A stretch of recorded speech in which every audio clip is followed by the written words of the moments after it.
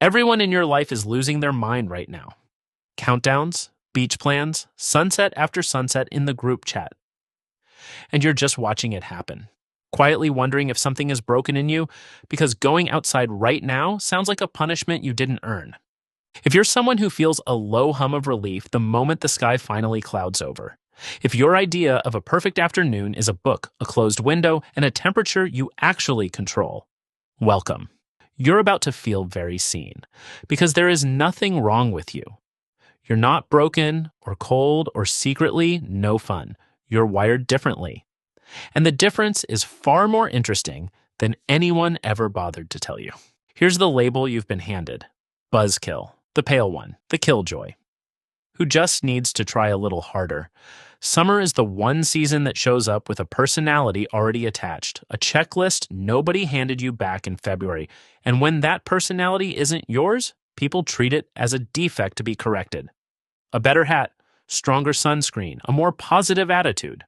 As if the problem was ever hat-related. But your recoil isn't a flaw in your character. It's information from your nervous system. But here's the thing, almost nobody says out loud. Psychologists have a name for part of this. Elaine Aron's research describes the highly sensitive person, roughly 1 in 5 of us, whose nervous system takes in the surrounding world more deeply than everyone else's. More heat, more noise, more brightness, more everything, all at once, all the time.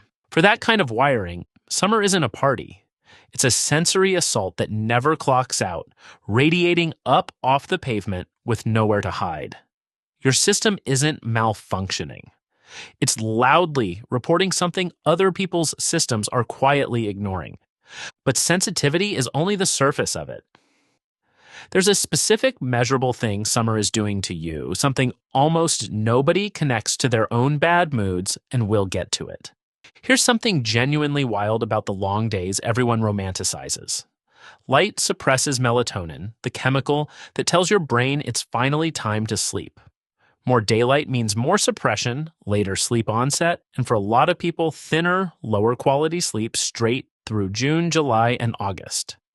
Studies tracking people across the seasons found that summer sleep runs meaningfully shorter than winter. Somewhere around 16 fewer minutes a night on average.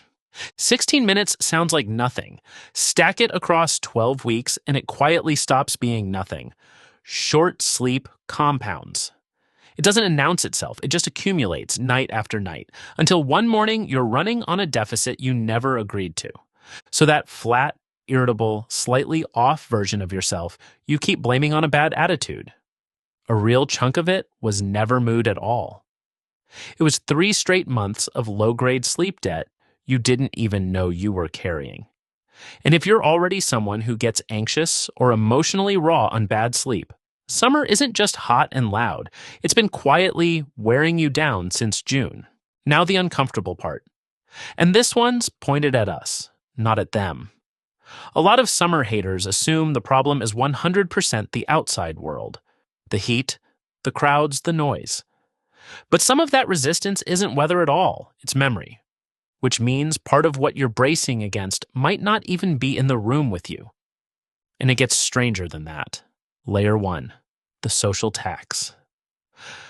Something happens in summer where everyone's calendar clears at the same moment and an ambient pressure rushes in to fill it.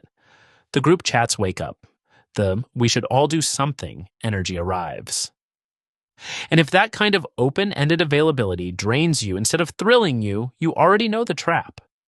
You can't explain it without sounding like you're complaining about having friends, which might be the least sympathetic complaint a human being can make.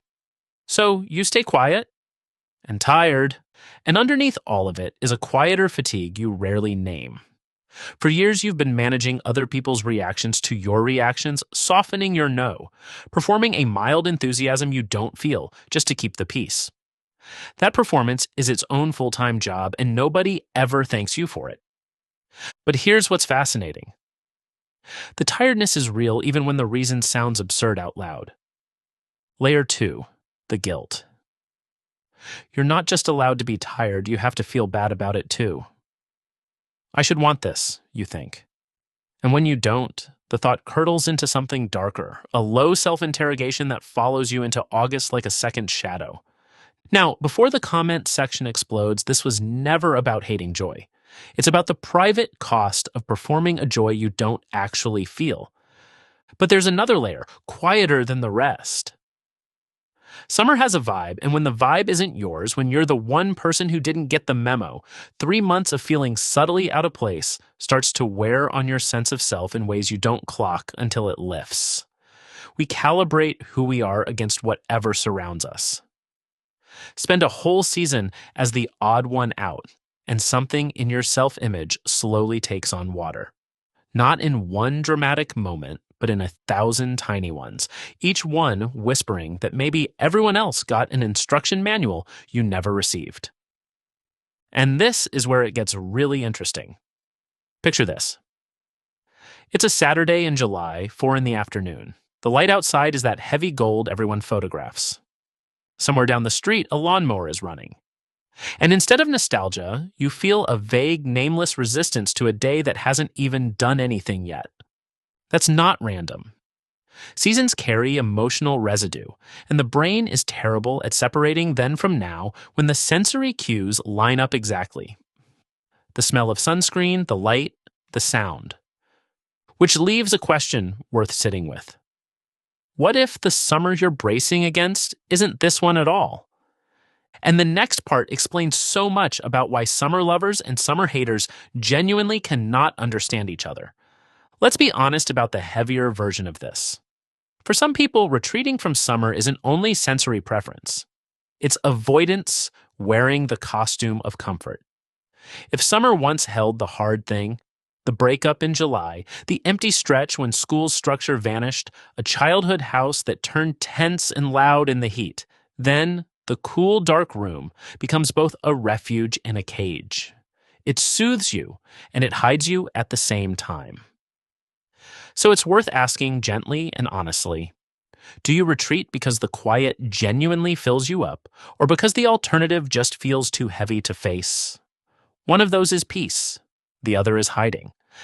And from the outside, they can look completely identical. Here's the loop finally closing. That wave of relief you feel when September rolls in, the one that's almost embarrassing in how big it is, that relief is data. It's telling you, in plain language, exactly what you need in order to feel like yourself again. Because preferring cool over heat, quiet over crowds, a rich inner world over a packed social calendar, that isn't a deficiency. Research on thinking introversion, the inward, imaginative side of introversion, links it to a depth of self-awareness most people spend years in therapy trying to build. You weren't handed a consolation prize. You built a real asset, partly because pretending to love the heat never once worked for you, so you turned inward instead and got good at it. Some people chase the light. You learned to think in the shade. Both are valid. Only one gets misunderstood. So here's the part worth keeping.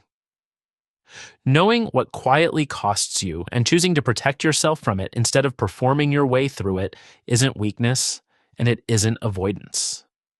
It's the exact skill most people are still trying to learn. You've had it the whole time. You just mistook self-protection for weakness and depth for something wrong with you.